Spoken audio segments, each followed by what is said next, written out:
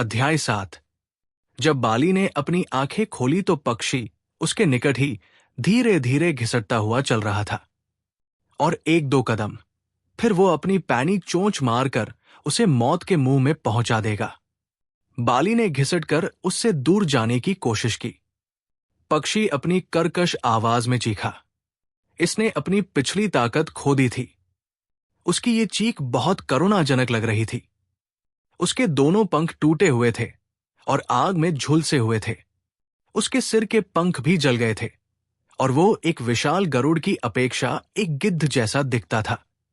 इतना होने के बावजूद उसकी बाली को मार डालने की इच्छा अभी मरी नहीं थी। वो रेंगता हुआ दर्द चला गया और दर्द से करहाता रहा। अग्नि की गर्मी के कारण उसके हाथ सूज गए थे। चट्टान के ऊपर से बहता हुआ पानी सिमटकर एक नाले की शक्ल ले चुका था। चट्टान में बनी दरारों में बहते हुए पानी की धार में सूर्य किसी टूटे हुए शीशे के टुकड़े की तरह प्रतिबिंबित हो रहा था।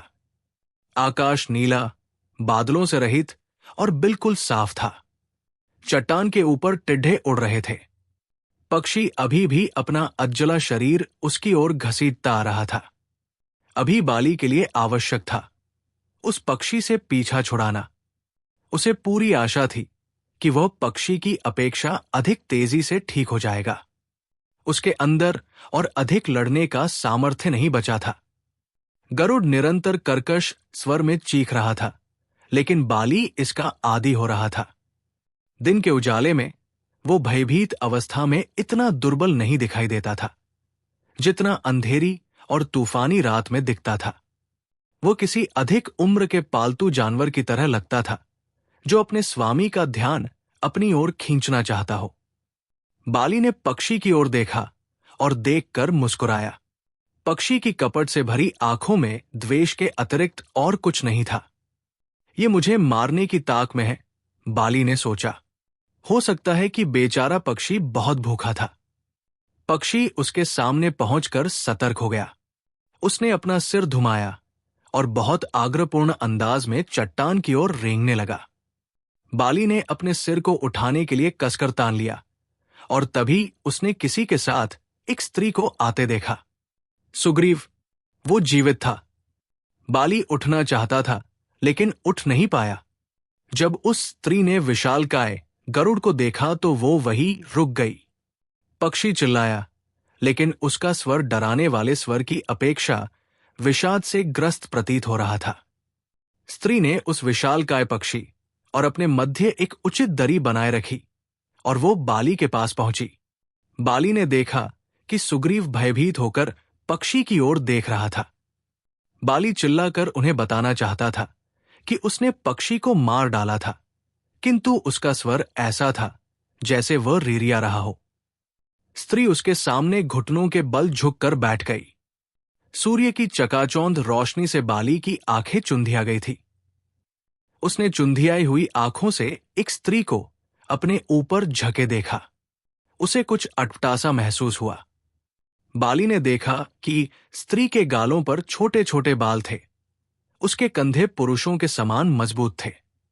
उसे विश्वास नहीं हो पा रहा था कि वो अभी भी कोई स्वप्न देख रहा था या उसका किसी और सच्चाई से सामना हो रहा था। उसे ये भी विश्वास नहीं था कि वो जीवित था अथवा मृत। उसने अपनी पलकें झपकाई और चीजों को समझने की कोशिश की। सुग्रीव तेजी से बाली की ओर दौड़ा और उसे कसकर अपनी बाहों में भर लिया। बाली थोड़ा झिझका और अपनी पीड़ा के भावों को छिपाने के लिए वो हैस पड़ा। राहत की एक लहर उसके सारे शरीर में दौड़ गई। उसका भाई सुरक्षित था। वो अचानक सुबकने लगा। उभयलिंगी व्यक्ति बड़े स्नेहपूर्वक दोनों भाइयों को निहार रहा था। तब तक पक्षी चट्टान के किनारे तक पहुंच चुका था। उसने अपने जले हुए पंख फड़फड़ाकर उड़ने का प्रयास किया। बहुत कठिनाई से वो स्वयं को जमीन से थोड़ा सा ही ऊपर उठा पाया, लेकिन फिर अगले ही क्षण गिर पड़ा। वो पीड़ा से कराह रहा था। ऋक्षराज, एक उभयलिंगी व्यक्ति ने बाली को अपना परिचय दिया। तुम और तुम्हारा भाई दोनों विलक्षण हो। तुम्हारा भाई जटायु के वार से बच निकला था और तुमने लगभग संपाति का वध कर ही दिया था। मैं चाहता हूं कि जो मूर्ख उन पक्षियों को देवताओं के रूप में पूजते हैं, वे यहां आकर ये सच्चाई देखें। बाली कुछ समझ नहीं पाया कि ये विचित्र उभयलिंगी व्यक्ति किसके बारे में बात कर रहा था, लेकिन जब उसने उसके हाथ में एक चाकू की चमक देखी, वो चिल्ला उठा, नहीं नहीं, उसे मारो नहीं। उभयलिंगी तभी ठिठक गया, क्यों नहीं मारूं? बाली के पास इसका कोई उत्तर नहीं था। पक्षी ने कुछ ही घंटे पहले उसे जान से मार देने का भरसक प्रयत्न किया था, फिर भी वो उसकी मृत्यु नहीं चाहता था। किसी घायल पक्षी का वध करना उसे अनुचित लग रहा था। ऋक्षराज उस पक्षी की ओर बढ़ रहा था, लेकिन पक्षी को जैसे अपनी आने वाली मृत्यु का अनुमान हो गया था, इसलिए उसने वहां से उड़कर भाग जाने की कोशिश की। किसी असहाय प्राणी को मारना अनुचित है। ऋक्षराज वहीं रुक गया। जब वो बाली की ओर मुड़ा तो उसके होंठों पर एक मुस्कान थी, खुशी भरी मुस्कान। तुम्हें ऐसी बातें किसने सिखाई, पुत्र? जीवन आपके शत्रु के विरुद्ध आपको अधिक अवसर नहीं देता।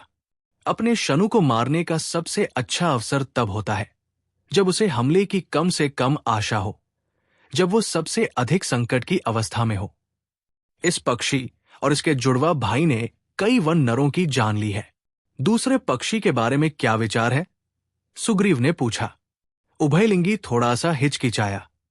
तुम शायद ठीक कहते हो बालक। मुझे लगता है कि मुझे कुछ समय के लिए इस दुष्ट पक्षी का जीवन बख्श देना चाहिए। मेरे साथियों का मानना है कि ये विशाल गरुड़ असल में दो भाई हैं। तुम लोगों को मालूम है गरुड़ कौन है? भगवान विष्णु के गरुड़, सुग्रीव ने कहा। उभयलिंगी व्यक्ति हंस दिया।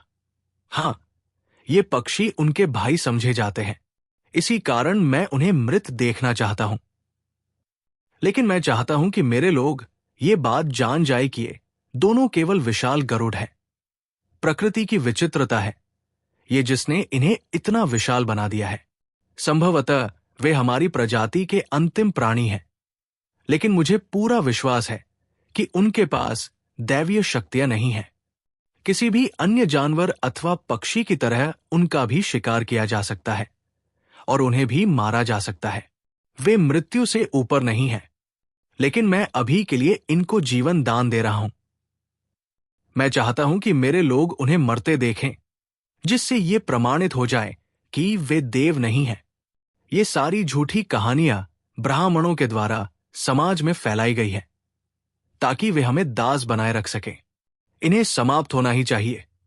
ऋक्षराज दोनों बालकों को अकेला छोड़कर चट्टान की चोटी की ओर दौड़ा। पक्षी ने एक बार और चीत्कार किया और अपने जले हुए पंखों को फैलाने की कोशिश की। सुग्रीव बाली के पास बैठ गया और उसने उसका हाथ अपने हाथ में ले लिया। मैं डर रहा था कि तुम मर चुके हो, बाली ने धीरे से कहा, और मुझे विश्वास था कि आप मृत्यु को प्राप्त हो चुके हैं। सुग्रीव मुस्कुराया। तभी ऋक्षराज वन से कुछ मोटी और मजबूत लताएं अपने साथ लेकर लौटा। थोड़े से संघर्ष के बाद उसने उस पक्षी को लता की सहायता से बांध दिया। बालको, अब चलने का समय हो गया है, ऋक्षराज ने बाली को अपने कंधों पर उठाते हुए कहा, और वे सावधानी के साथ चट्टान से नीचे उतरने लगे।